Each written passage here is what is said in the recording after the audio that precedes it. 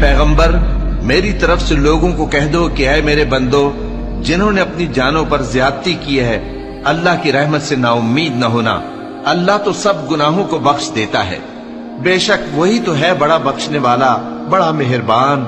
और इससे पहले कि तुम पर अजाब आ वाक़े हो, अपने परवरदिगार की तरफ रुजू करो और उसके फर्माबरदार हो जाओ, वरना बाद में तुमको मदद नहीं मिलेगी। और इससे पहले कि तुम पर नागहां अजाब आ जाए और तुमको खबर भी ना हो, इस निहायत अच्छी किताब की जो तुम्हारे परवरदिगार की तरफ से तुम्हारी जानिब नाजिल हुई है, पैरवी करो। ऐसा न हो कि उस वक्त कोई शख्स कहने लगे कि हाय उस कोताही पर अफसोस है जो मैंने अल्लाह का हक मानने में की और मैं तो हंसी ही करता रहा। या ये कहने लगे कि अगर अल्लाह मुझको हिदायत देता तो मैं भी परहेजगारों में होता।